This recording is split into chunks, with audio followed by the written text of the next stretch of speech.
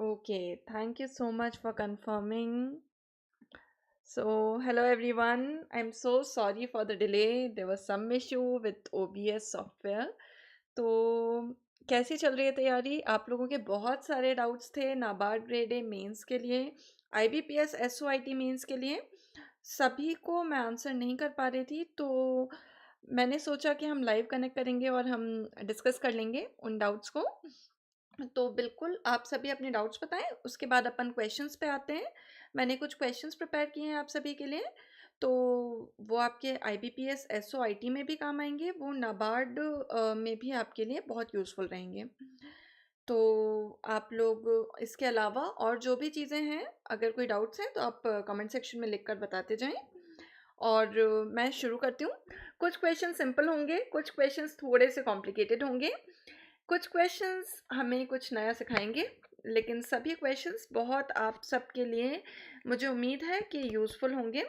चलिए शुरू करते हैं। सबसे पहले हमारा जो सर्किट स्विचिंग और पैकेट स्विचिंग पे क्वेश्चन है, जल्दी जल्दी सभी आप इसको आंसर करना शुरू करें। प्लेलिस्ट बना दो प्लीज़। बिल्कुल बिल्कुल बिल्कुल मैम। ओके, बिल्कुल प्लेलिस्ट एक बनी हुई है नाबार्ड ग्रेड ए पे, IBPS SOIT में भी मैंने ऐड कर दिया है ये, तो आपको दोनों में मिल जाएगी। So what is the key difference between circuit switching end packet switching in networking? पहला ऑप्शन है आपका circuit switching is connectionless while packet switching is connection oriented. Second option है circuit switching reserves a dedicated communication path while packet switching transmit data in packets over shared paths. Third is circuit switching is faster and more efficient than packet switching. And then fourth, packet switching guarantees low latency and is suitable for real time applications. क्या हो जाएगा इसमें? जल्दी से आप सभी अपने answers बताएं, उसके बाद फिर मैं इसका सॉल्यूशन आपसे डिस्कस करूंगी। अच्छा, एक चीज़ मुझे आप सबसे कहनी है। नाबार्ड मेंस में मुझसे किसी ने पूछा था कि क्या आपने ऑब्जर्व किया कि क्या गलतियां आपको ऐसा लगता है कि हो सकती हैं।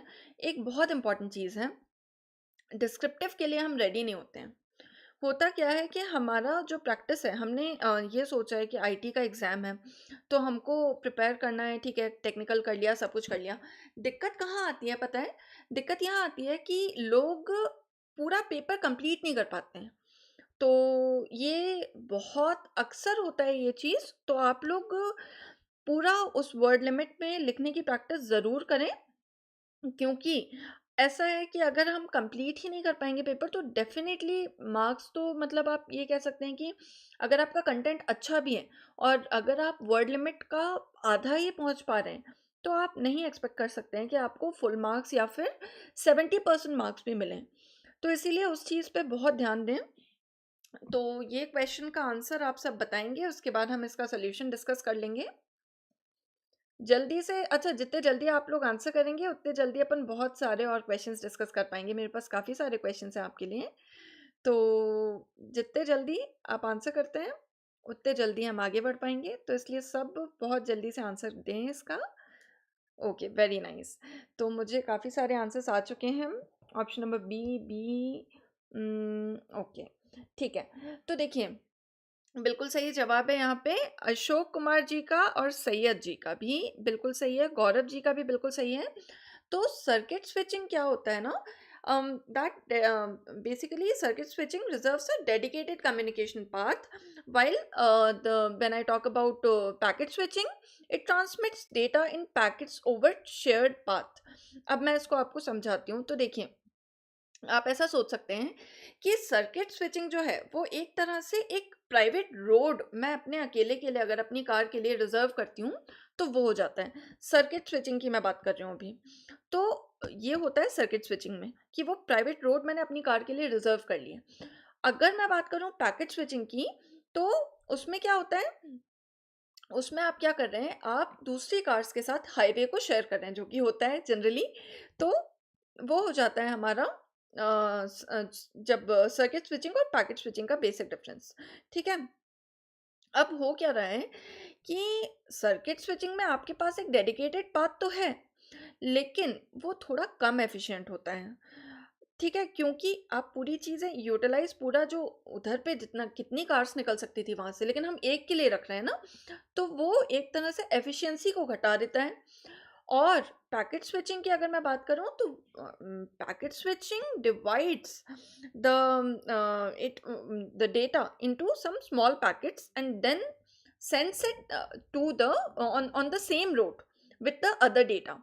तो इससे क्या हो रहा है ना, ज़्यादा यूटिलाइजेशन हो रहा है। तो अगर मैं बात करती हूँ एग्जाम्पल जो हमने लिया था कार्स वाला, तो जब हम ऐसा कर रहे हैं तो यूटिलाइजेशन भी बढ़ गया उस रोड का, अगर हमने और दूसरे कार्स के साथ शेयर किया। तो ये है बहुत छोटा सा इसका एग्जाम्पल। चलिए, नेक्स्ट क्वेश्चन है आपका वीपीएन पे, वर्चुअल प्राइवेट नेटवर्क। तो इसका प्राइमरी पर्पस क्या होता है टनलिंग का वीपीएन में? So in a virtual private network what is the primary purpose of tunnelling? This is the next question, please answer this one.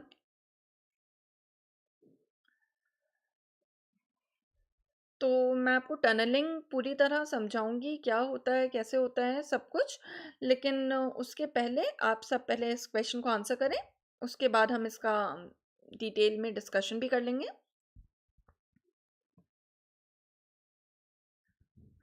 सबके आंसर्स जल्दी-जल्दी। तो बहुत सारे क्वेश्चंस हैं अपने पास, और मुझसे किसी ने कुछ एक्स्ट्रा टॉपिक्स भी कहे थे टेलीग्राम ग्रुप पे, तो मैंने वो टॉपिक्स भी लेकर आई हूँ। वो टॉपिक्स भी यहाँ पे हम कवर करने वाले हैं।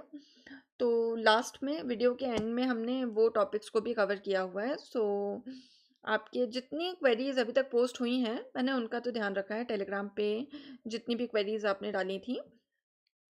ठीक है, ठीक है, चलिए इसका आंसर अपन डिस्कस कर लेते हैं हम।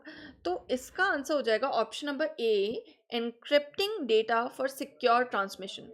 पता चल रहा है हमें नाम से ही। तो राजीव रंजन जी का सही आंसर आया है यहाँ पर।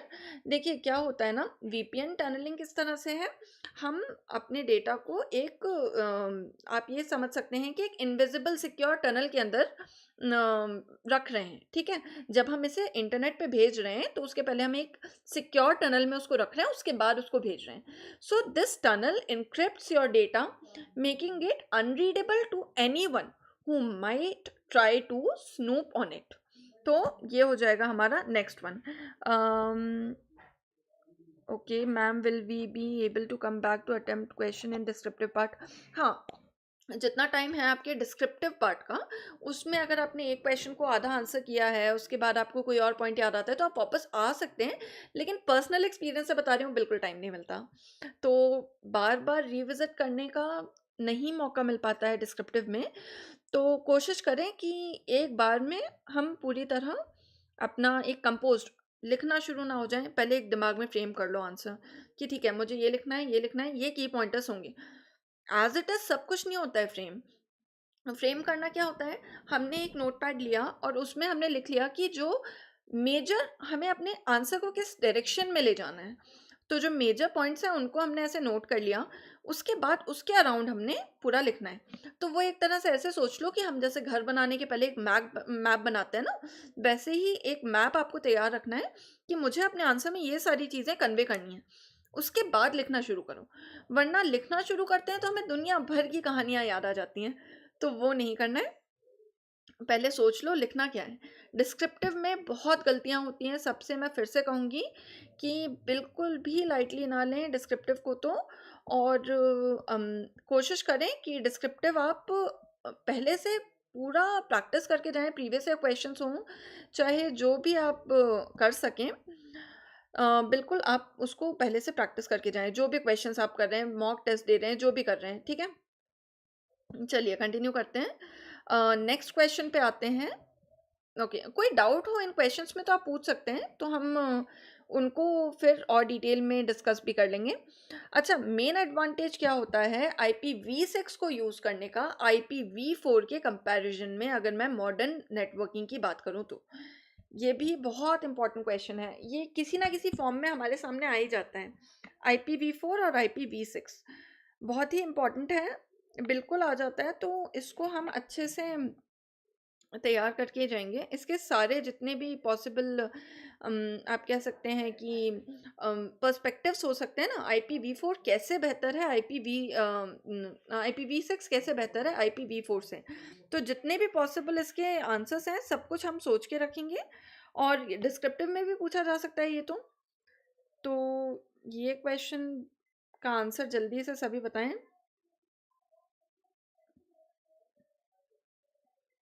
अशोक कुमार जी का आंसर आया है मुझे अभी। बाकी सबके आंसर्स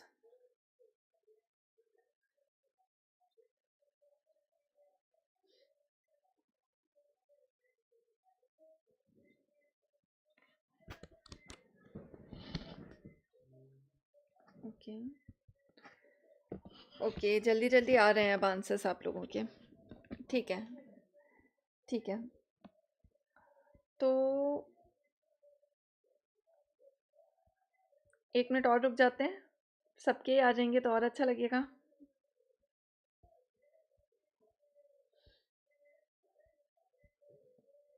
इसके अलावा आपने डिस्क्रिप्टिव की जो प्रैक्टिस करनी है उसमें एक और चीज़ ये ध्यान रखनी है कि जो हमारा मेन कंटेंट होता है ना, आंसर की स्टार्टिंग जो एक इंट्रोडक्शन है ना, वो बहुत अच्छा रखो, क्योंकि इंट्रोडक्शन पे बहुत कुछ डिपेंड करता है। हमारा जो एक फर्स्ट इम्प्रेशन होता है ना, वो जैसा हो जाता है तो उसके बाद फिर काफ़ी कुछ डिपेंड करता है उस पे।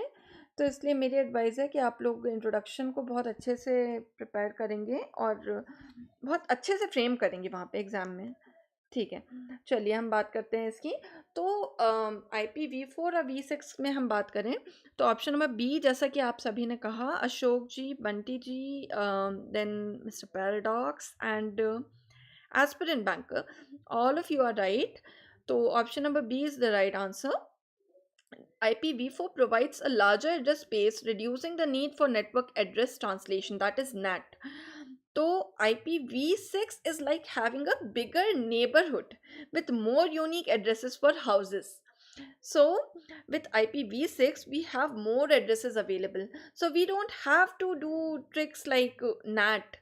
And that is what we use for when we have lesser address space, no?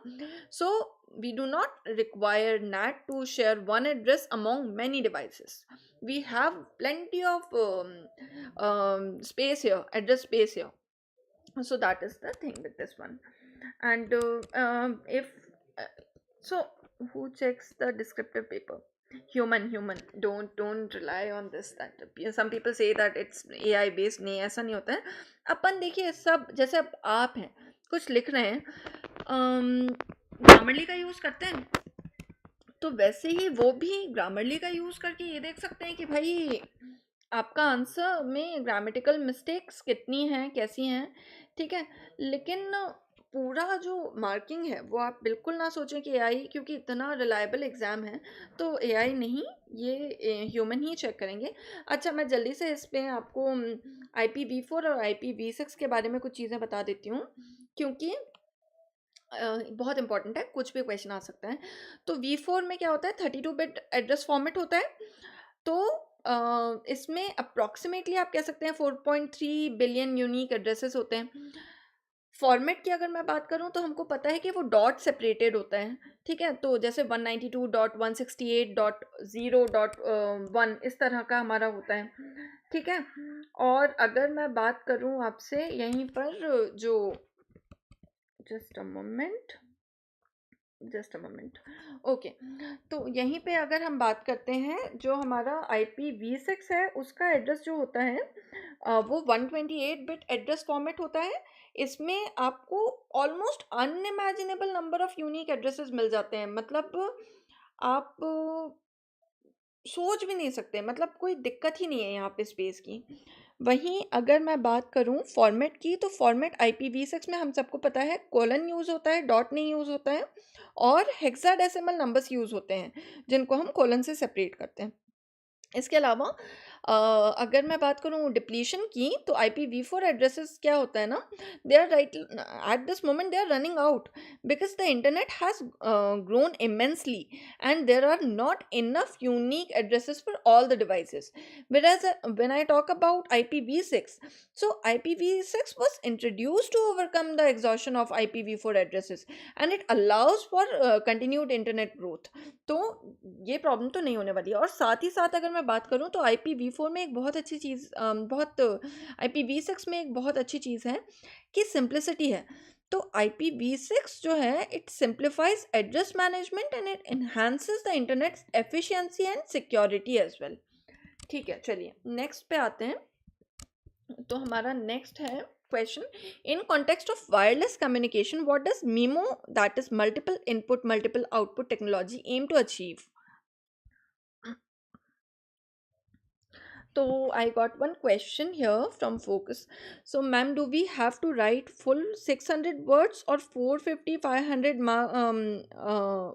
450 500 will marks be deducted?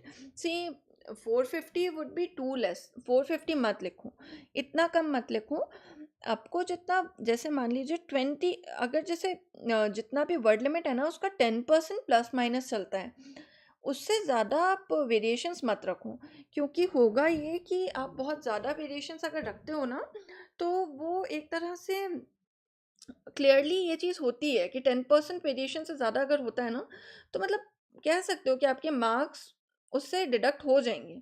तो इसलिए इतना ज़्यादा वेरिएशन आप मत रखो और बिल्कुल कोशिश करो कि आप पूरा उसको 600 वर्ड्स हैं तो आप मतलब जितना हो सके 10% प्लस माइनस से ज़्यादा वेरिएशन मत रखो। अच्छा, what is the answer for this one?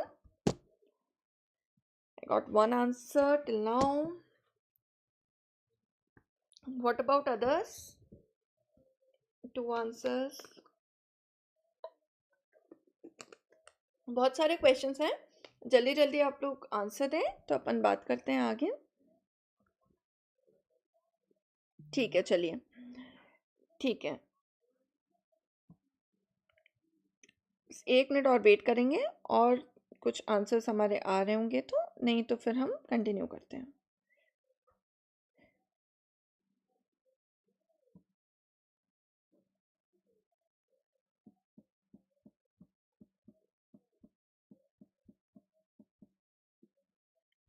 ठीक है, सही जवाब नहीं आ रहे हैं मुझे यहाँ पर। देखिए होता क्या है, पहले मैं आपको समझा देती हूँ। जो हमारा यहाँ पे multiple input multiple output technology की हम बात कर रहे हैं ना, तो पहले मैं इस चीज़ को आपको आसान शब्दों में समझा देती हूँ, उसके बाद फिर हम इसकी डेफिनेशन पे भी बात कर लेंगे। तो आप ऐसा समझ सकते हैं, it is like having more than this memo technology that I am talking about, it is like having more antennas. Concept है ना, तो उसको थोड़ा सा आप रियल लाइफ टर्म्स में अगर याद रखने की कोशिश करोगे तो समझ आएगा, नहीं तो बहुत सारी टेक्निकल चीज़ें हैं तो दिक्कत होती है हमें उतना कुछ रिटेन करने में। तो देखो, MIMO technology that is multiple input multiple output. अगर आपके एक्स्ट्रा ईयर्स और एक्स्ट्रा माउथ होते फॉर कम्युनिकेशन तो उस तरह की हो जाती है। अच्छा, with more antennas your devices can talk and listen better and they can even talk to each other more efficiently. So this makes your internet faster, your connection stronger, and your device work well together. Even when there is a lot of noise or people around, it's like having a bigger or faster data highway for all your devices to use. Now, if I talk about the bookish definition of it, so what is this MIMO? That is for multiple input multiple output. So this is basically a technology that is used in wireless communication systems including Wi-Fi, 4G, 5G and many more. So it is designed to improve wireless signal quality and data transfer speed. तो if I want to go deeper into it, so multiple inputs, जैसा कि नाम में हम उसे तोड़ेंगे break down करेंगे तो मल्टीपल इनपुट्स आ रहा है, वो क्या है भाई? So multiple inputs, this involves having multiple antennas on transmitting device such as your Wi-Fi router or your smartphone. So it's like having multiple mouths to speak. ठीक है, मल्टीपल इनपुट ये हुआ। तो then multiple output on the receiving end, if I talk about, there are also multiple antennas, think of them as multiple ears to listen with. ठीक है, now how this works.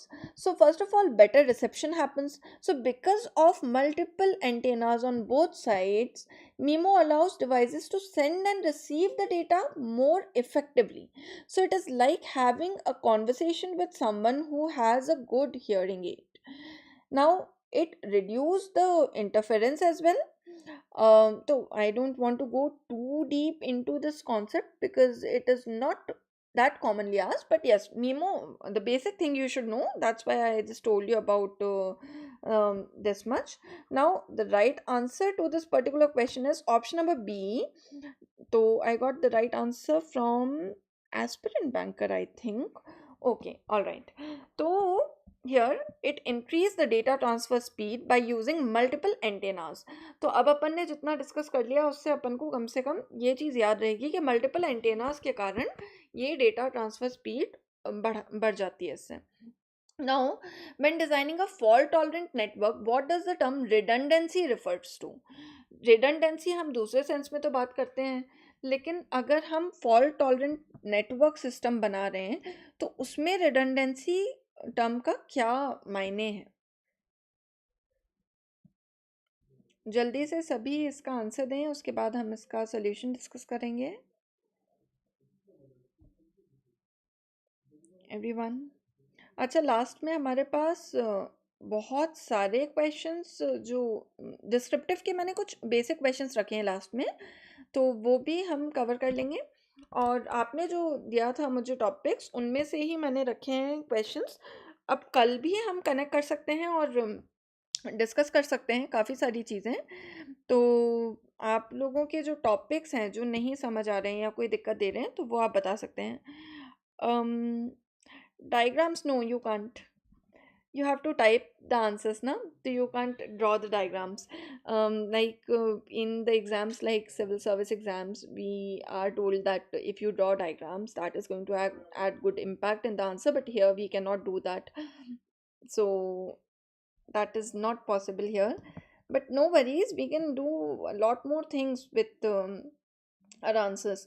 अच्छा, जैसे in general English मैं बता रही हूँ आपको, English में जो हमारे जो जेनेरिक से टॉपिक्स होते हैं ना, उनमें जब क्वेश्चन आता है तो उसमें हम क्या करते हैं कि कई बार ना कुछ अच्छे कोट्स आप देख लो। जैसे टॉपिक्स क्या होते हैं, जैसे मान लीजिए एजुकेशन पे कुछ आ गया है, आपके इकोनॉमी पे कुछ आ गया है, आपके डेवलपमेंट एग्रीकल्चरल ग्रोथ पे कुछ आ गया है, ऐसे करके हमारे पास एक लिस्ट है, मैंने भी आपसे शेयर की है लिस्ट। तो वो टॉपिक की लिस्ट अपने पास है, तो ना उनसे रिलेटेड कुछ फेमस कुछ कोट्स होते हैं या फिर कुछ भी, तो थोड़ा पता है हमें ना इस एग्ज़ाम के लिए मटेरियल कहीं से प्रॉपर नहीं मिलेगा, हमें रिसर्च करना ही पड़ेगा।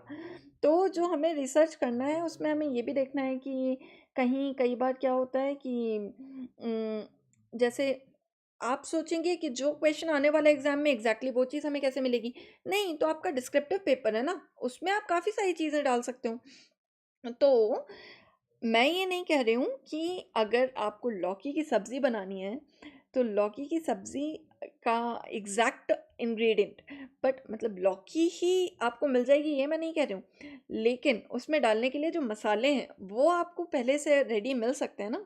तो कहने का मतलब ये है कि अपने आंसर को ग्रूम करने के लिए क्या करना है, बहुत रिसर्च करनी है, टॉपिक्स देख लो पिछले सालों में किन किन, एक होता है ना पैटर्न होता है, किस तरह के टॉपिक्स पे क्वेश्चंस आ रहे हैं।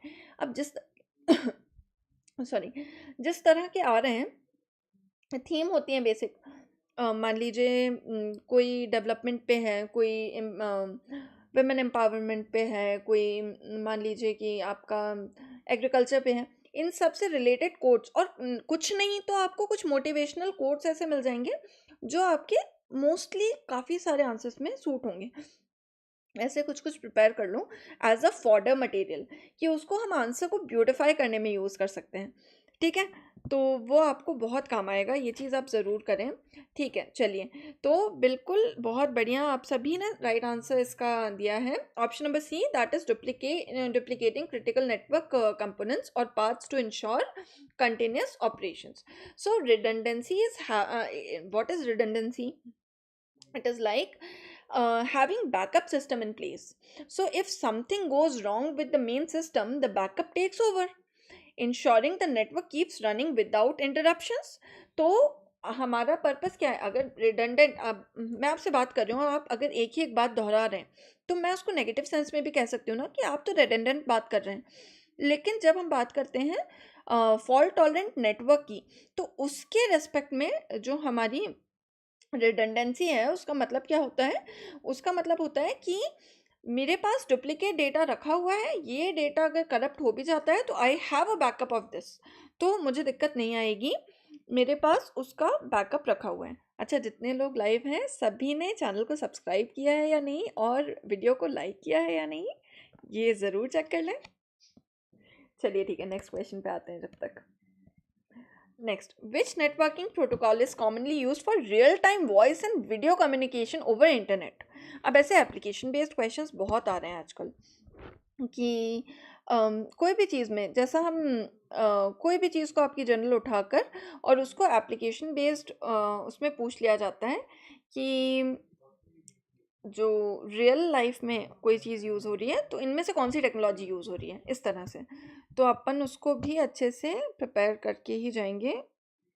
कुछ नहीं होता है, ऐसा नहीं है कि आपने एज इट इज़ पढ़ा हो, कई बार अपन कॉमन सेंस यूज़ करके भी बहुत अच्छे से आंसर कर सकते हैं, और ये तो खैर हमने देखा ही होगा। तो बहुत बढ़िया, सही आंसर्स आ रहे हैं मुझे आप सबके। VoIP is the right answer, voice over internet protocol. तो VoIP is like making phone calls over the internet instead of traditional phone lines. So it allows you to talk and see others in real time. That is similar to video calls. ठीक है, चलिए। Next question, in the context of network topologies, what is hybrid topology? This is a simple one. अब हम simple questions discuss करेंगे कुछ, उसके बाद फिर से complicated पे आ जाएंगे। जल्दी जल्दी आंसर दीजिए सभी, बहुत जल्दी से मुझे इसका आंसर बताएं। अच्छा, कोई भी कॉन्सेप्ट है जो दिक्कत दे रहा है तो मुझे बता सकते हैं, उसको मैं आसान भाषा में आपको समझाने की कोशिश करूँगी। तो वो भी एक तरह से कह सकते हैं कि मुझे लगता है कि आपकी तैयारी में कंट्रीब्यूट करेगा, क्योंकि वही चीज़ को हम थोड़ा सिंपल लैंग्वेज में एक बार सुन लेते हैं, या कोई चीज़ है जो याद नहीं हो रही है, कोई चीज़ है जो समझ नहीं आ रही है, तो उसके लिए कुछ ट्रिक है, कुछ है, तो वो भी मैं आपको शेयर कर दूंगी। तो उसके लिए आप मुझे बताएं कि आपको किस चीज़ में दिक्कत आ रही है। हाइब्रिड टोपोलॉजी इज जो होती है उस पर क्वेश्चन है, तो राइट आंसर है बी। बहुत बढ़िया, हेलो उत्तम जी। तो yes, option number B is the right answer, a combination of two or more different network topology. बहुत बढ़िया। तो hybrid technology, this hybrid topology is like having a network that's mixed of different structures. It's like having a combination of star and ring, okay, or star or bus, like this, ठीक है, or mesh topology, anything like that, ठीक है। So it actually provides more flexibility and redundancy. All right, now the next, I got some queries here, let me check. Combination of two or more, yes. Technical wise please, okay. Subnetting, subnetting, okay. Subnetting एक बड़ा लेंदी topic है। Subnetting आपको मतलब एक काफ़ी लंबा time लेके हमको डिस्कस करना पड़ेगा। सभी चाहते हैं क्या? तो हम फिर उस पर थोड़ा सा डिस्कशन कर लेते हैं।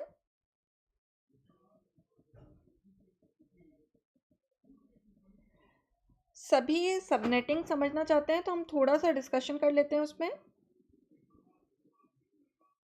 अच्छा ठीक है, मैं आपको ना सबनेटिंग को थोड़ा सा ना ऐसे एक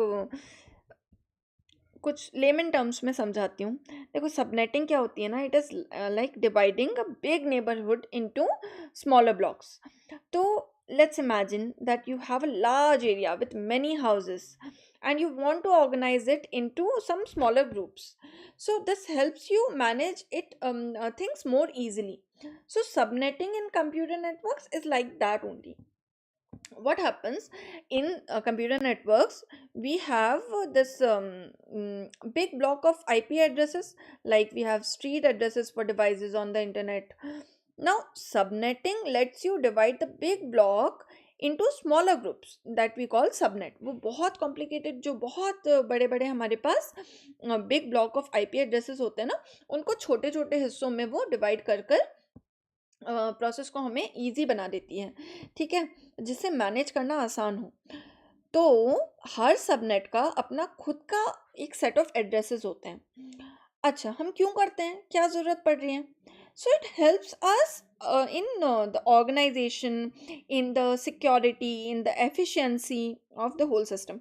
So it's like making sure that houses on one block are a part of the same neighborhood and you can manage them separately.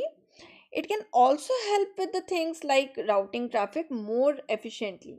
जब ऐसे डिवाइडेड रहता है तो उसमें हमें ये चीज़ में आसानी होती है. तो it's like creating some smaller chunks out of a big big if you're talking about IP address, तो एक बिग बहुत बड़े से एक एड्रेस से वो छोटे छोटे हिस्से कर रहे हैं जिससे उसे मैनेज करना आसान हो. इस पे जो क्वेश्चंस आते हैं तो इसमें जो आपके क्वेश्चंस आएंगे उसके लिए हमको क्या करना पड़ेगा, उसमें थोड़े से कॉम्प्लिकेटेड, जो आप अगर प्रॉब्लम बेस्ड क्वेश्चंस की बात कर रहे हैं तो उसके लिए फ़िक्र मत करें. बहुत ज़्यादा क्वेश्चंस मैंने तो नहीं देखे हैं हमारे जो इस एग्ज़ाम में. Is there any issue with the network? ठीक है, ठीक है. तो इसके अगर आपको कोई क्वेश्चन समझने हो, मिस्टर पैराडॉक्स का क्वेश्चन था आई थिंक, ये नहीं, होम्स, ओके. तो अगर इसमें आपको कोई particular question, particular type of problem समझना हो तो आप टेलीग्राम पे डालें, अपन कल डिस्कस कर लेंगे उसको भी, ठीक है, तो वो हो जाएगा. चलिए नेक्स्ट क्वेश्चन पे आ जाएं. ठीक है, नेक्स्ट पे आते हैं. Okay, here's the next question. आप सिंपल क्वेश्चंस हैं, ठीक है. अब सिंपल क्वेश्चन है. Which layer of OSI model is responsible for routing and forwarding the data packets between networks? कौन सी हो जाएगी भाई? Most welcome. तो आप लोग ऐसे टॉपिक्स या फिर कुछ क्वेश्चंस होना तो आप मुझे क्वेश्चन दे दिया करो, तो मैं उनको फिर सिंप्लीफाई करके आपको एक्सप्लेन कर दूंगी. ठीक है, जल्दी से ये वाले क्वेश्चन का आंसर करेंगे सब लोग.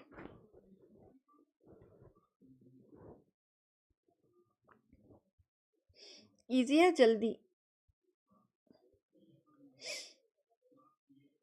कौन सा हो जाएगा?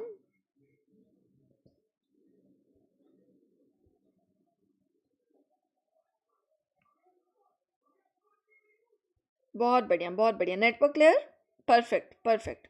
So the network layer is like a postal service of the internet, ठीक है, ऐसे याद रखो. तो it helps to route and send your data packets from your device to their destination. Even if they need to cross different networks, it is managing it. So it is responsible for figuring out the best path for your network, for your data to travel.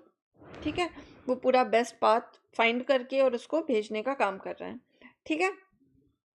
चलिए अब next question. ये तो हो गया हमारा pseudo codes. देखिए, मैं कहती हूँ सॉर्टिंग सर्चिंग के ना थोड़े से अपन करके रख सकते हैं. बाकी टिपिकल कोई प्रोग्रामिंग वाले क्वेश्चंस कैसे में आते हैं पता है, कि आपको एक प्रोग्राम दे दिया है, उसमें से एमसीक्यू आ गया है अगर कुछ, तो वो पॉसिबल है, नाबार्ड में आते हैं वो, आईटीएसओ में नहीं आएंगे, ठीक है. अच्छा, नेक्स्ट क्वेश्चन ये है. In the context of network security, what does the term firewall refer to? Pseudo code का ऐसा है कि लॉजिक क्लियर रखिए, एमसीक्यू में आ सकता है आपको, मतलब डिस्क्रिप्टिव में नहीं आता सूडो कोड. मतलब मुझे तो याद नहीं है कि पिछले सालों में आया हूँ, तो डिस्क्रिप्टिव में तो नहीं आता, लेकिन हमारे जो ऑब्जेक्टिव में पूछा जा सकता है। कैसे?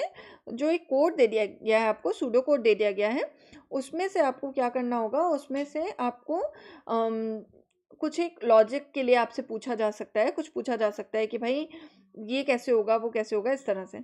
तो उसके लिए अपन क्या कर सकते हैं कि अच्छा, और एक और चीज़, सर्चिंग सॉर्टिंग के ना एल्गोरिदम्स पूरे आप क्लियर रखो, मतलब ऐसे क्लियर रखो कि आप सर्चिंग सॉर्टिंग का तो अगर आपको क्वेश्चन में दे दिया जाए, पूरा प्रोग्राम लिखने कोई नहीं कहेगा, लेकिन अगर आपको मान लीजिए कि कोई सूडो कोड लिखने दे दिया जाए, लॉजिक बताने कह दिया जाए, तो आपसे बन जाए। ठीक है। Okay okay, let's see. ठीक है, काफ़ी सारे आंसर्स आ चुके हैं अभी तक के। तो इन the context of network security, बिल्कुल सही कहा आपने, आप सबके आंसर सही हैं यहाँ पे, बहुत सारे right answer. Sure that only the right stuff gets in and out, it's like keeping unauthorised people out of a secure building.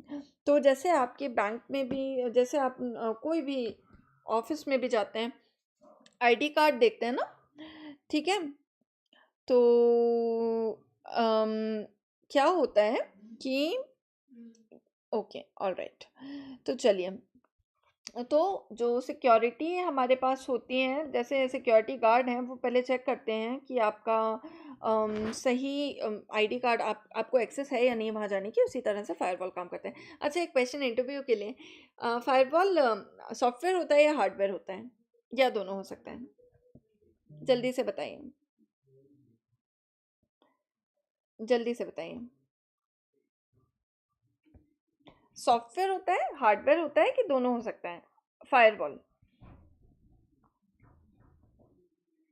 बहुत बढ़िया, बहुत बढ़िया mister Paradox, very nice, very nice Ashok ji, बढ़िया बढ़िया, बहुत बढ़िया। ठीक है, चलिए। अच्छा, what is the purpose of MAC address in networking? अभी हम थोड़े से सिंपल क्वेश्चंस डिस्कस कर रहे हैं, इसके बाद हम फिर से वापस आ जाएंगे कॉम्प्लिकेटेड क्वेश्चंस पे। बहुत बढ़िया तेजस जी, परफेक्ट।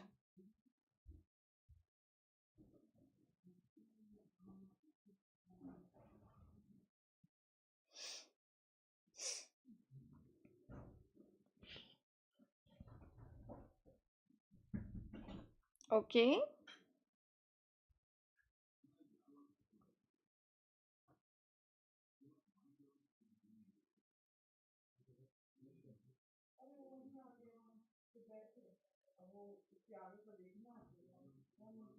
चलिए, ठीक है, ठीक है, चलिए, ठीक है। तो बहुत बढ़िया, सभी के आपके सही जवाब आए हैं यहाँ पर। ये हो जाएगा हमारा जी, option number A, option number A. So it identifies the device on a local network. ठीक है, तो चलिए, क्या है इसका पर्पस? देखिए, अननेसेसरी बातें यहाँ पर, I really genuinely want to help you guys, क्योंकि मुझे बिल्कुल भी समय नहीं मिल रहा था, लेकिन मैंने देखा बहुत लोगों की क्वेरी है और बहुत लोग परेशान हो रहे हैं, तैयारी नहीं है अच्छे से अगर अभी, और इतना करीब है एग्ज़ाम, और इसके मटेरियल अवेलेबल नहीं है। मैं पूरी तरह समझ सकती हूँ, क्योंकि मैंने अपेयर जब हुई थी तब भी देखा था कि मटेरियल नहीं है। तो वो चीज़ के कारण मुझे लगता है कि जितना भी समय मिले, मैं जितना कोशिश करती हूँ कि हो पाए। तो आप लोग प्लीज़ बिल्कुल क्वेश्चंस पे ध्यान दें, एडिशनल जो भी चीज़ें हैं वो ना करें। ठीक है, चलिए, तो बिल्कुल सही, हमारा मैक एड्रेस वाले क्वेश्चन का आंसर क्या हो गया? Option number A. So it identifies device on local network. तो MAC address is like a name tag for your device on local network, so it helps others, all the other devices to recognize and talk to your device within the network। ठीक है, तो वो उस तरह से हो जाता है। नेक्स्ट क्वेश्चन है आपका यहाँ पर, नेक्स्ट क्वेश्चन है, in TCP IP network what is the function of transport layer? ठीक है, तो ट्रांसपोर्ट लेयर का पर्पस क्या होता है?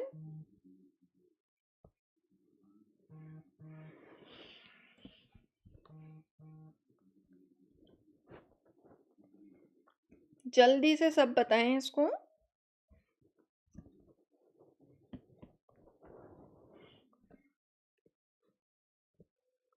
क्या करती है ट्रांसपोर्ट लेयर?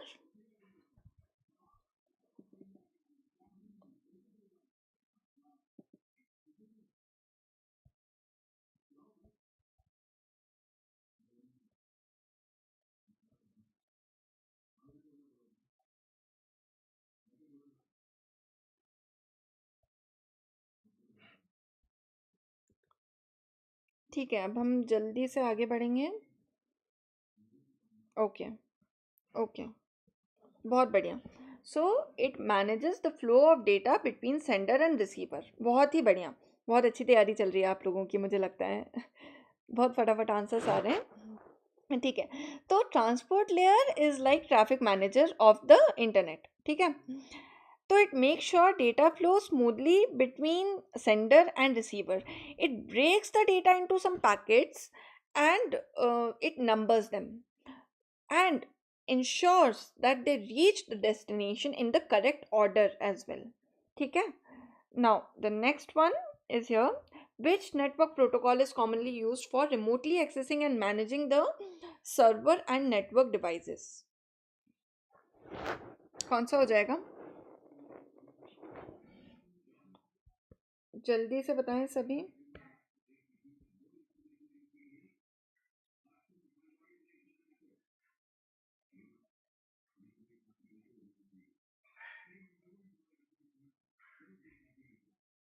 ये क्वेश्चन थोड़ा सा ट्रिकी वाले में आ जाएगा, तो इसको इससे हमारा मतलब ट्रिकी एज इन हम कुछ नया सीखेंगे इससे। तो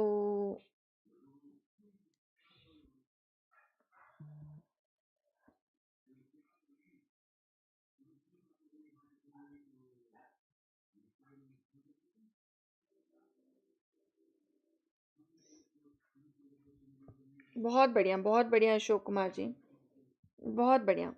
सो SNMP is the right answer. बहुत ही बढ़िया, बहुत ही बढ़िया, बहुत बढ़िया।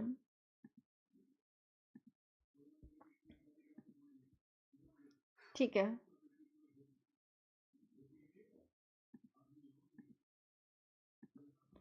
ठीक है, चलिए, बहुत बढ़िया। ठीक है, तो SNMP हो जाएगा simple network management protocol. Simple network management protocol, so it is like a remote control for managing the device on a network. It allows you to check their status and make changes without being physically present. ठीक है, चलिए, next, what does the term latency refer to in context of network performance? latency का क्या मतलब होता है?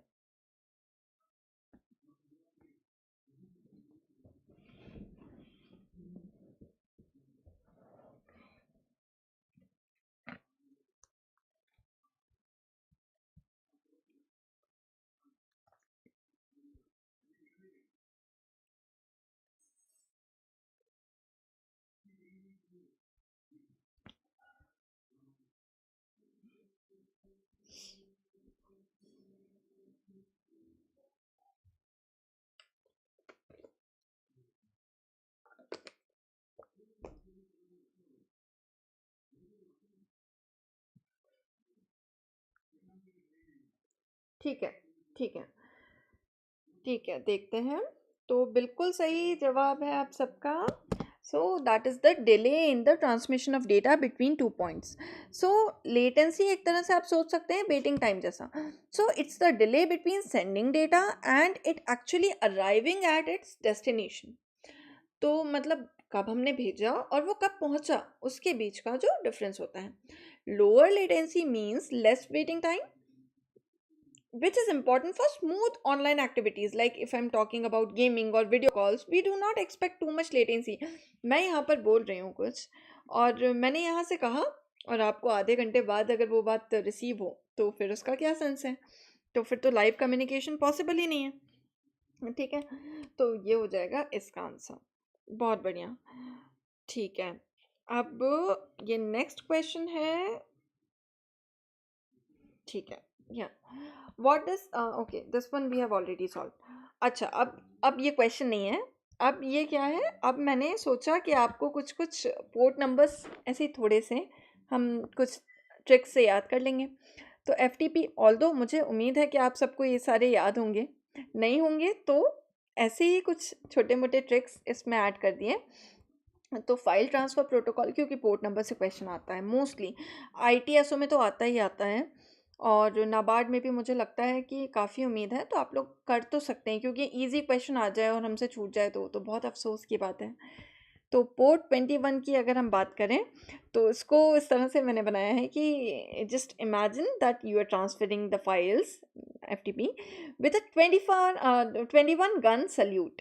ठीक है, ग्रैंड सेरेमनी फॉर फाइल्स हम कहते हैं ना, 21 तोपों की सलामी। तो ये एक तरह से उस फॉर्म में हम कई बार याद रह जाता है, तो हम फाइल्स को भेज रहे हैं विथ दैट सल्यूट। ठीक है, HTTPS that is hypertext transfer protocol secure. तो इसका क्या है, पोर्ट 443।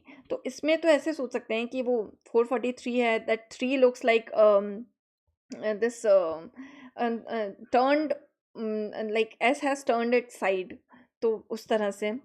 ठीक है, is this session available? Yes, it is going to be available on YouTube, Subhash ji, बिल्कुल। और उसके बाद हमारे पास नेक्स्ट है जो SSH, ये इसका हो सकता है आपको नहीं पता होगा, सिक्योर शेल होता है, ये पोर्ट 22 है। तो SSH is like a secret hideout. So port 22 where you securely access a remote system. So that SS is this one, SSH is port 22. Then SMTP हम सबको पता है port 25 होता है। और कुछ important हैं जो मैं डालते जाऊंगी टेलीग्राम पर भी। जितने लोग हमारे साथ यहाँ पर जुड़े हुए हैं, वीडियो को लाइक करना और चैनल को सब्सक्राइब करना बिल्कुल नहीं भूलेंगे। ठीक है, कंसेप्चुअल क्वेश्चंस मुझे किसी ने कहे थे, मुझे नाम ध्यान नहीं आ रहा है, बट मुझे टेलीग्राम ग्रुप पे कहा था कुछ टॉपिक्स पे। तो नेटवर्किंग पे अगर मैं बात करूँ सिंपल छोटे क्वेश्चंस की, तो explain the difference between router and a switch in computer network, छोटा सा क्वेश्चन है। तो इसको तो बिल्कुल डेफिनेटली ये हमें क्लियर होना ही चाहिए। नहीं आता है, अगर कोई दिक्कत है तो आप मुझे बता सकते हैं, मैं उसको डिटेल में आपको समझा दूंगी। अच्छा, मुझसे समीर जी पूछ रहे हैं, all OSI layers are required in depth or just overall. देखिए, एप्लीकेशन लेयर पे तो काफ़ी सारी चीज़ें, नेटवर्क लेयर हो गई, एप्लीकेशन लेयर हो गई, आप इसकी बात करो अगर यूडीपी टीसीपी की, तो डिटेल में भी पूछा जा सकता है। वो ऐसा ही लेयर उतना कॉम्प्लिकेटेड टॉपिक है नहीं कि हम उसे छोड़ें, तो अपन उसको डिटेल में कर लें तो वो अच्छा रहेगा, डिटेल में करना बेहतर रहेगा, क्योंकि सच में उसमें डिटेल में क्वेश्चंस आ सकते हैं। अगर जैसे बेसिक चीज़ें हैं, यूडीपी टीसीपी पे क्वेश्चंस आते हैं, एप्लीकेशन लेयर के बहुत सारे प्रोटोकॉल्स पे क्वेश्चंस आते हैं, इसके अलावा नेटवर्क डिवाइसेस पे क्वेश्चंस आते हैं। तो मेरी एडवाइस रहेगी कि ओएसआई मॉडल तो हमारे लिए बहुत इंपॉर्टेंट टॉपिक है, तो उसको तो हम बीच में मिस आउट ना करें। Now from operating system, what is the purpose of an operating systems kernel, बहुत इंपॉर्टेंट है, and how does it interact with the applications. ठीक है, तो कैसे इंटरैक्ट करता है ये चीज़। अच्छा, आप लोग ये सोच रहे होंगे कि यार इतना लिखने की प्रैक्टिस नहीं है या ये चीज़ तो याद नहीं है। तो एक बात ध्यान रखें कि ऐसा कुछ भी नहीं है कि आपको एकदम बहुत फैंसी आंसर, बात ये है कि अगर कोई कॉन्सेप्ट आपको क्लियर है तो आप लिख पाओगे वहाँ पर। Data link layer and network layer तो बहुत इंपॉर्टेंट है। डेटा लिंक लेयर में से भी कुछ चीज़ें हैं जो इम्पोर्टेंट, अगर आप बोलें तो मैं कुछ इम्पॉर्टेंट जो इनके पॉइंट, लेकिन पता है किसी भी सोर्स पे ना ऐसे रिलाय नहीं करना। अगर मैंने कह दिया कि बस ये 5 इंपॉर्टेंट है, तो इसका मतलब उन 5 को आप प्रायोरिटी दो, लेकिन छठवा भी पढ़ना है, ये चीज़ आप ध्यान रखो।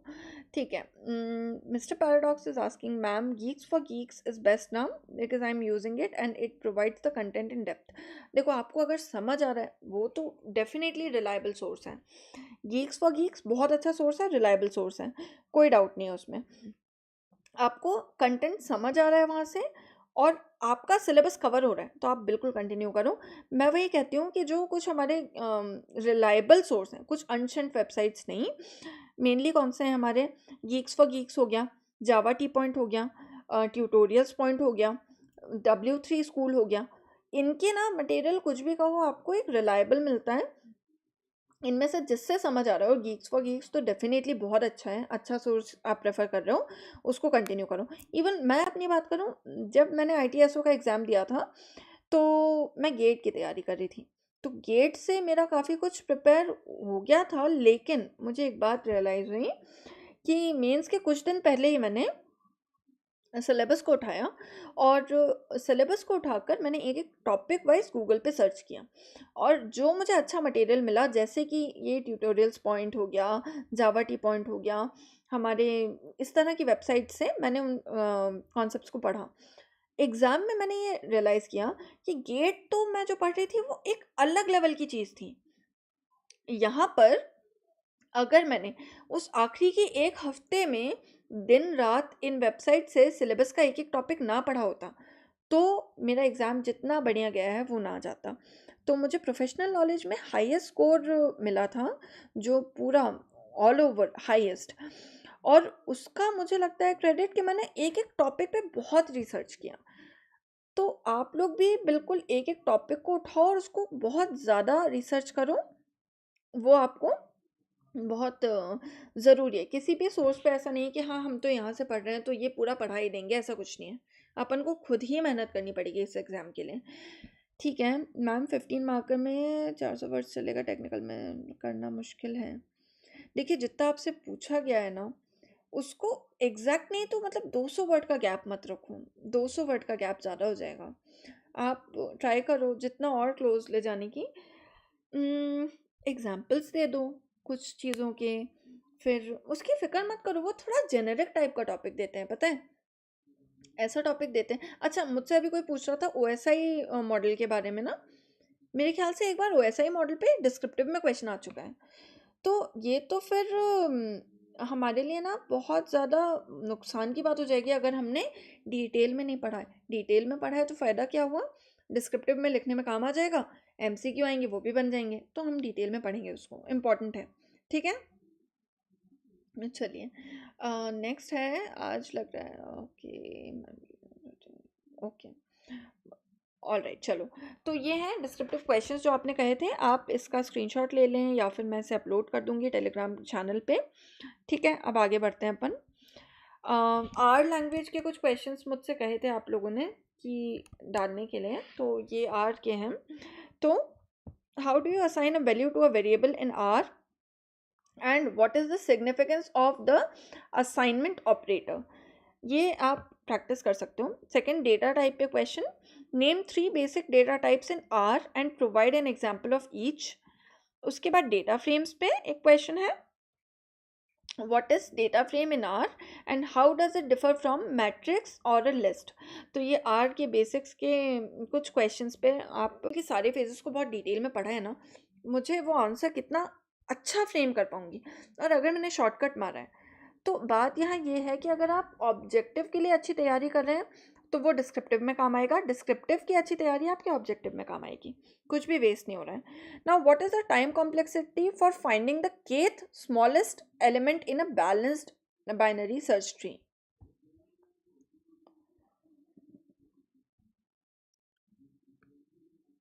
बाइनरी सर्च ट्री बहुत इंपॉर्टेंट टॉपिक है आपका। अब आने वाले दिनों में आप लोगों को जो भी ऐसा कोई कंटेंट हो कि जो आपकी रिक्वायरमेंट है कि कोई पर्टिकुलर चीज़ आपको समझ नहीं आ रही है या आपको मदद चाहिए उसमें, तो आप मुझे टेलीग्राम चैनल पे बता दीजिएगा, मैं लिंक डिस्क्रिप्शन में दे दूँगी, जिन्होंने भी ज्वाइन नहीं किया है तो आप ये कर सकते हैं कि उसमें बता दें और मैं उसको फिर आगे कवर कर लूँगी आने वाले दिनों में। ठीक है, तो ठीक है, चलिए कंटिन्यू करते हैं। सिलेबस में जो जो लिखा है वो कवर करना है एज इट इज़। ठीक है, इसका आंसर जल्दी से बताएं। चलिए, तो देखिए आंसर है ऑर्डर ऑफ n। तो बैलेंस्ड बाइनरी सर्च ट्री में क्या होता है, अगर हम इन अच्छा इन ऑर्डर, और जो हमारे तीनों होते हैं ना इन ऑर्डर, देखिए क्या बात क्या हो रही है ना, जब हम ये ट्रैवर्सल की बात करते हैं ना, इस पे क्वेश्चन मेरे ख्याल से ITSO या नाबार्ड में से किसी में तो आ ही जाना है, क्योंकि वो बहुत एक अच्छा टॉपिक है। तो आप लोग ना इसको मिस मत करिएगा, ट्रैवर्सल बहुत इंपॉर्टेंट टॉपिक है, ठीक है। तो इनको आप अच्छे से कवर कर लेंगे। तो in balance BST performing in order traversal visits every node exactly once. Balance BST है, इन ऑर्डर पे से जाएंगे तो एक ही बार ट्रैवर्स करेगा वो हर उसको, और एन नोड है ट्री में, तो इसलिए टाइम कॉम्प्लेक्सिटी हमारी क्या होगी, ऑर्डर ऑफ एन। चलिए नेक्स्ट है, to find the lowest common ancestor of two nodes in a binary search tree which traversal method can be used. Pre order, post order या in order, क्या use कर सकते हैं हम इस case में?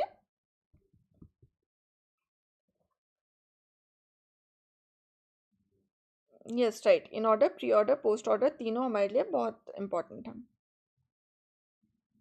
लॉग इसलिए नहीं क्योंकि यहाँ पे डिवाइड नहीं हो रहा है ना, देखो लॉग एन लॉग एन वाला जो वो होता है ना, वो जैसा कि मैंने आपको टेलीग्राम पे कल एक पोस्ट किया था ना, उसमें आपने देखा होगा कि किस तरह की चीज़ों में वो होती है टाइम कॉम्प्लेक्सिटी, जब वो डिवाइड एंड कॉन्कर टाइप की चीज़ें हो रही होती है ना वहाँ पे।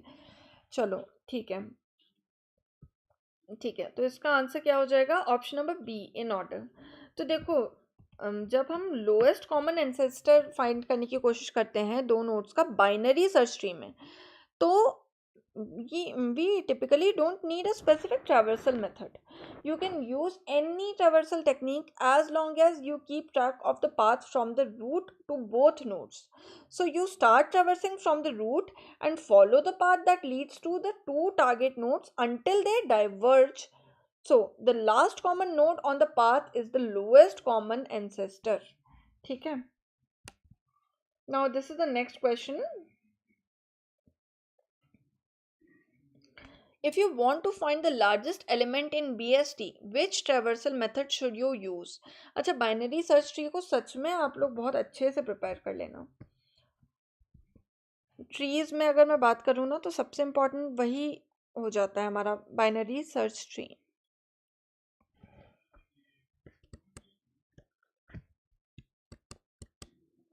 अभी अपन नाबार्ड एग्ज़ाम तक की कोशिश करेंगे कि ऐसे ही क्वेश्चंस कवर करते रहें, और काफ़ी सारे हम ट्राई करेंगे कि क्वेश्चंस को हम कवर कर लें।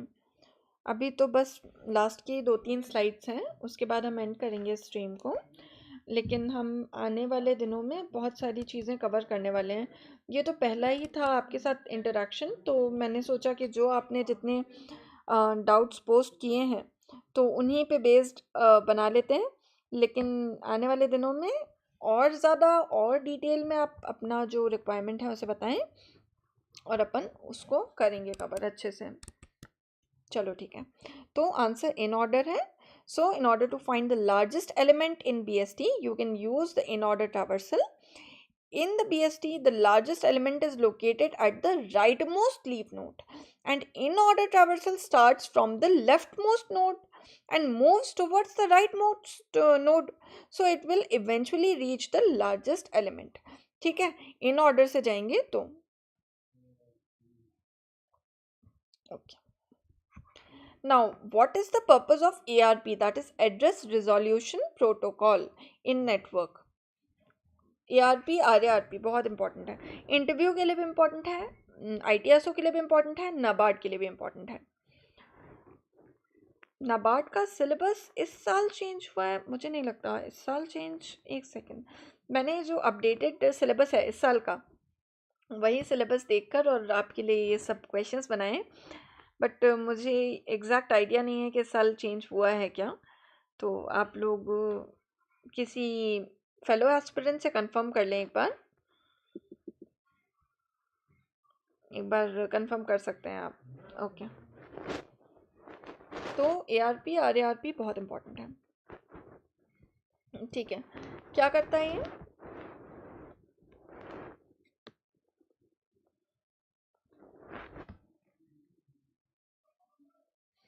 क्या करता है जल्दी बताइए।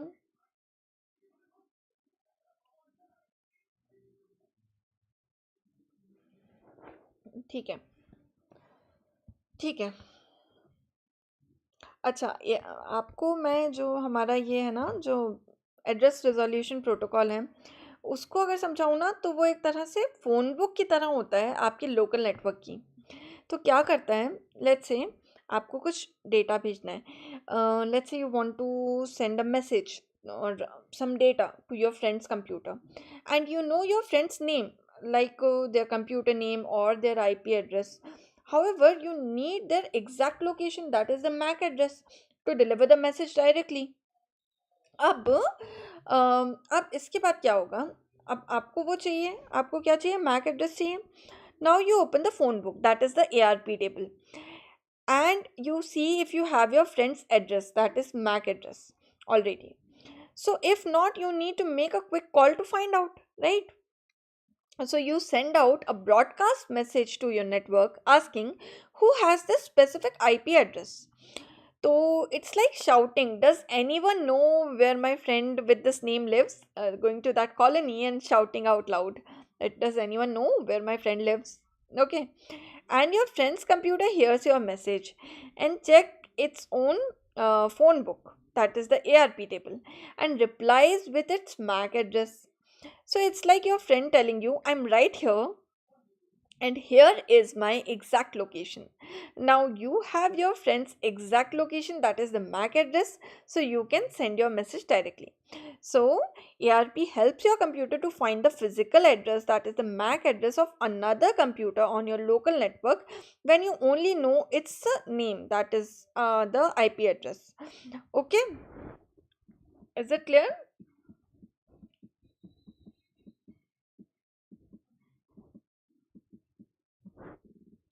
Clear everyone?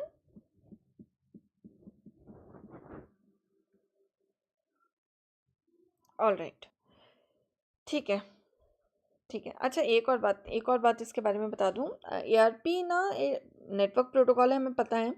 It is used to map the IP address that is in layer 3 to physical hardware address that is typically an Ethernet MAC address that is layer 2 address. ठीक है, ऑन अ लोकल एड्रेस. तो ये भी याद रखेंगे, layer 3 से layer 2. ठीक है.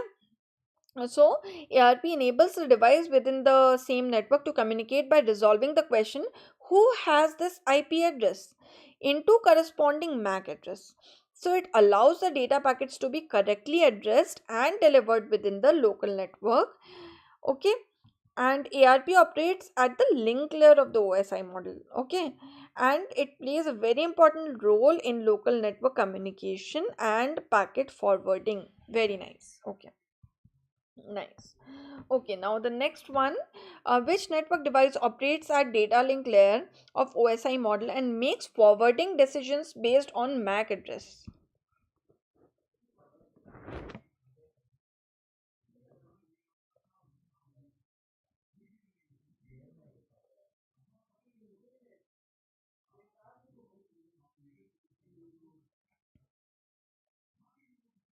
No, no, not physical layer. ना ना समीर जी, फिजिकल लेयर नहीं. फिजिकल लेयर पे नहीं काम करता है. देखिए, ARP जो है ना वो हमारा डेटा लिंक लेयर पे काम करता है, या फिर कई बार इसको ये भी कहते हैं हम कि लेयर 2 और 3 के बीच में काम करता है ये. ठीक है.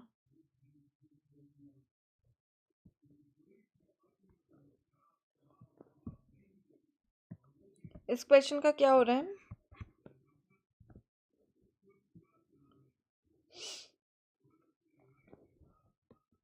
अलग अलग आंसर्स क्यों आ रहे हैं?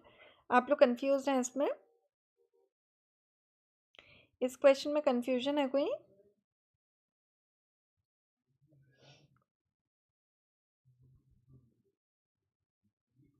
और इसके सभी आंसर बिल्कुल लिखकर मुझे बताएं, उसके बाद हम डिस्कस करते हैं.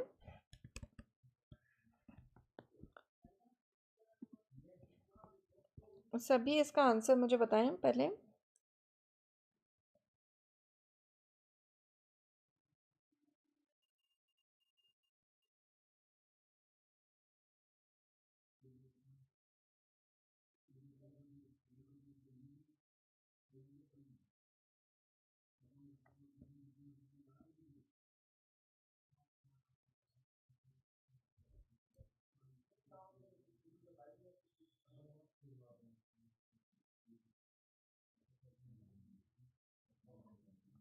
बी एंड सी में कंफ्यूजन है. अच्छा, what about others? Which network device operates at data link layer of OSI model and makes forwarding decision based on MAC address? तो ये हो जाएगा हमारा कौन सा? ये हो जाएगा स्विच। स्विच, ठीक है, option number C, that is switch. Switch हो जाएगा करेक्ट आंसर। मैं दूसरे कलर से कर देती हूँ जिसमें आपको, तो switch is the right answer here. तो switch makes forwarding decisions based on MAC address and it operates at layer 2, ठीक है, the data link layer, ठीक है। अब क्लियर हुआ सबको? ठीक है। Now what is the main function of a proxy server in a network? I think दो और क्वेश्चन, तीन चार क्वेश्चन और बचे हैं, ठीक है। जल्दी जल्दी चार क्वेश्चन और करते हैं, फिर उसके बाद हम कल मिलेंगे।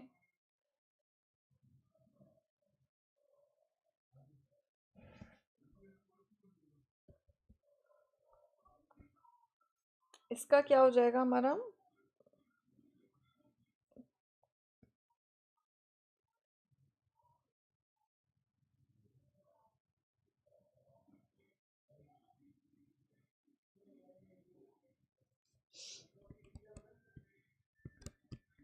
जल्दी से बताएं सभी।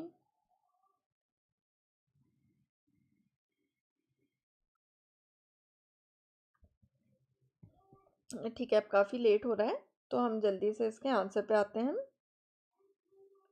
ठीक है। ठीक है, चलिए। तो प्रॉक्सी सर्वर का ऑप्शन नंबर ए हो जाएगा right answer. So it is to filter and control internet access, ठीक है। तो the main function of proxy server in network is to filter and control the internet access and it acts as an intermediary between a user's device and the internet, allowing it to monitor and manage the web request. So this helps in implementing the policies, filtering the content, improving security and controlling access to a specific website or resources. ठीक है, चलिए।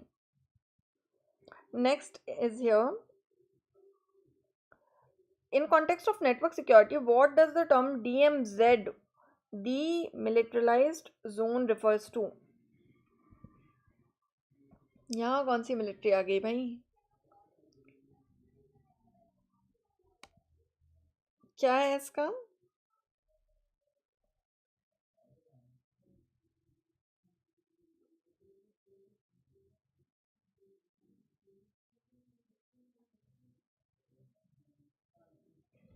For which one?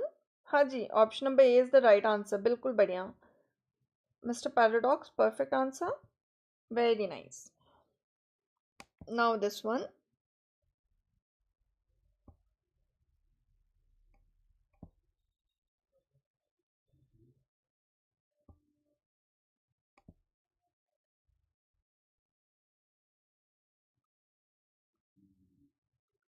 जल्दी से इस question को answer करेंगे सब।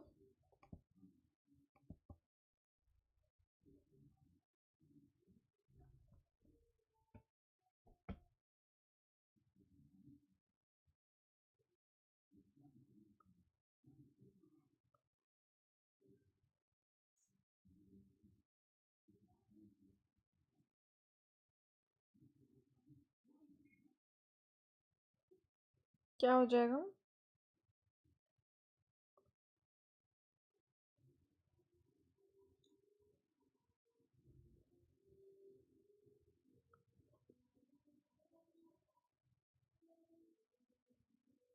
ठीक है, ठीक है।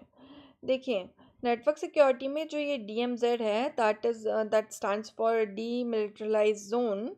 It is like a buffer zone between your internal network and the untrusted external network, that is internet, है ना। इंटरनेट कितना हाईली आप कह सकते हैं कि हम सिक्योर बिल्कुल नहीं कह सकते इंटरनेट को, बिल्कुल भी नहीं है इंटरनेट सिक्योर, ठीक है। तो वो एक तरह से अनट्रस्टेड हो गया, हाईली अनट्रस्टेड एक्सटर्नल नेटवर्क। तो उसके बीच में एक बफर का काम करता है ये जो DMZ होता है वो। So it's bit like having a secure checkpoint before allowing data into your private area. तो क्या होता है, जो भी इंटरनल नेटवर्क है, मान लीजिए आपके घर का है, आपके ऑफिस का है, वहाँ पे आपका जो important information saved है. Now, DMZ is like a front yard where you put things that need to be visible to the outside world, like a mailbox or intercom. ठीक है? When data from internet wants to reach your internal network, it first goes through the DMZ.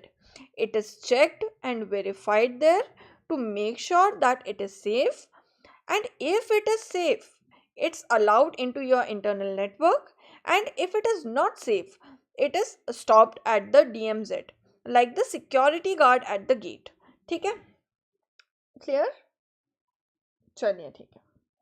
Man in the middle attack क्या होता है network security में? बहुत अच्छा question है, simple सा.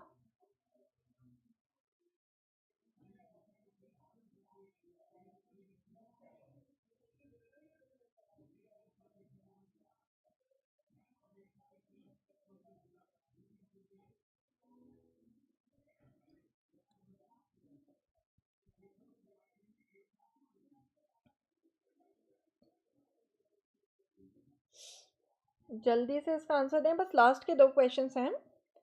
आप जितने जल्दी आंसर करेंगे अपना उतने जल्दी फिनिश हो पाएगा stream.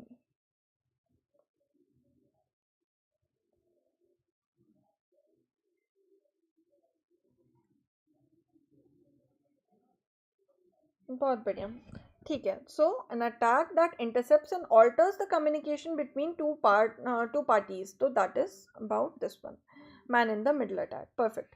Which protocol is commonly used for remotely connecting to and managing Unix like operating system?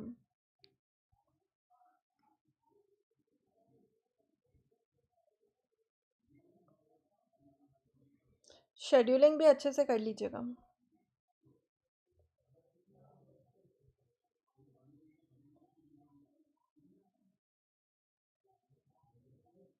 DMZ वाला ओके, हम लोग उस पर वापस आ जाएंगे. आप लोग इस क्वेश्चन को फिनिश करिए.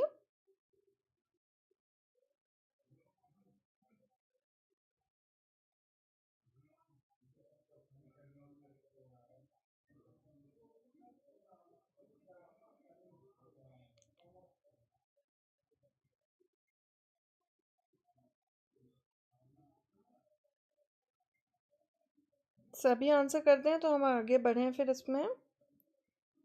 उसके बाद हम DMZ पे वापस आएंगे. एक डाउट आया है मुझे यहाँ पर.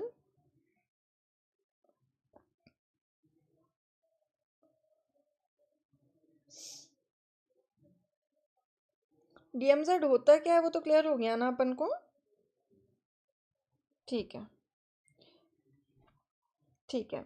तो DMZ वाले में हमारा क्या था? Network segment that is isolated and vulnerable to attacks. ठीक है. वो क्योंकि देखो अंदर तो हाईली सिक्योर्ड एरिया है.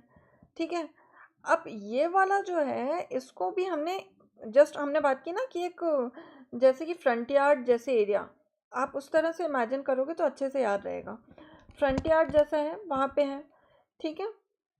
उसके थ्रू निकलेगा जो भी, तो अटैक्स उस पे तो होंगे, वो वल्नरेबल है अटैक्स पे, उधर पे होंगे अटैक्स. उससे हम आगे के लिए उससे क्या होगा कि हम आगे के लिए रोक सकते हैं. ठीक है. चलिए. तो ये इस क्वेश्चन का हमारा क्या हो जाएगा आंसर? अलग अलग आंसर्स आ रहे हैं आप लोगों के. इस पे क्लियर नहीं है क्या? ये वाला क्लियर नहीं है क्या?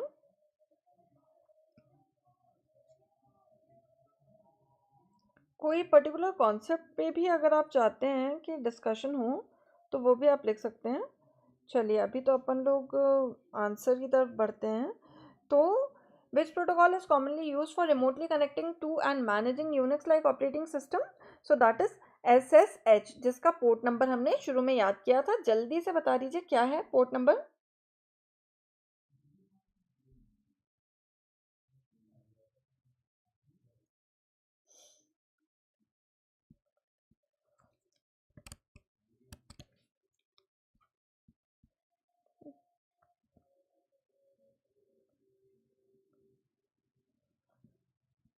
पोर्ट नंबर बता दीजिए.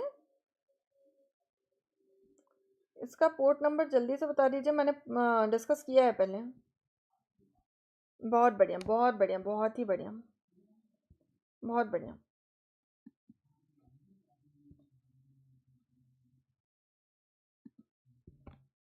ठीक है, चलिए कंटिन्यू करते हैं। ओके, तो दिस इज़ इट। इतने क्वेश्चंस थे आज के लिए, आप लोगों के लिए। अब मुझे जितने टॉपिक्स आपने बताए मैंने उसके हिसाब से क्वेश्चंस प्रिपेयर किए थे। कैसा लगा आपको सेशन? कैसे लगे आपको क्वेश्चंस? कैसा लगा आपको ओवरऑल जितना भी हमने डिस्कस किया आज?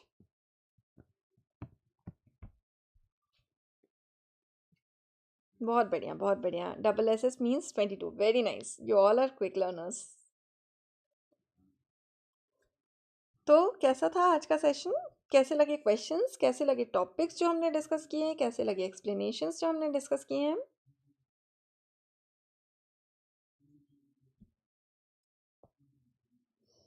कल भी अगर आप चाहते हैं कि हम कनेक्ट करें लाइव कुछ और क्वेश्चंस के साथ, तो मुझे बता सकते हैं। तो हम फिर टाइम डिसाइड करके और फिर उस हिसाब से जो भी आपके टॉपिक्स होंगे उन पे हम चर्चा करेंगे, ठीक है? I hope that you all found it useful. Thank you so much. अरे thank you so much. Thank you for your nice words. Thank you so much. बिल्कुल बिल्कुल बिल्कुल बिल्कुल। Thank you, it means a lot. Thank you so much. ठीक है। अच्छा, a ma'am in syllabus, numerical and statistical computing and element of system analysis design topics are there. Can you say what topic in this to study? ठीक है, मैं इनको analyse करती हूँ और कल अपन डिस्कस कर लेंगे, ठीक है? कल फर्स्ट 5 चैप्टर के ऊपर MCQs कह रहे हैं mister paradox. Okay done. Okay, I will prepare it. तो अपन कल फर्स्ट 5 चैप्टर्स पे MCQ प्लस जो होम से ने यहाँ पर लिखा हुआ है उन टॉपिक्स को भी हम एनालाइज करके उन पे भी चर्चा करेंगे।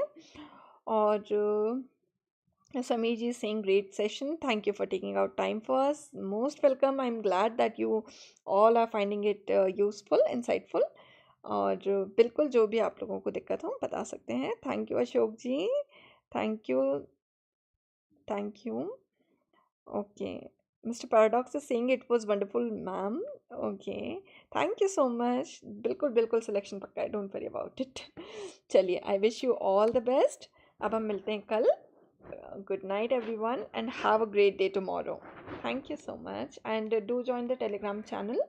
वहाँ पर आप मुझे बताएं कि आपको कौन से टॉपिक्स चाहिए, ITSO, नाबार्ड, किसी के लिए भी, और फिर हम उस पर डिस्कस कर लेंगे कल। ठीक है, चलिए, let's end the session now.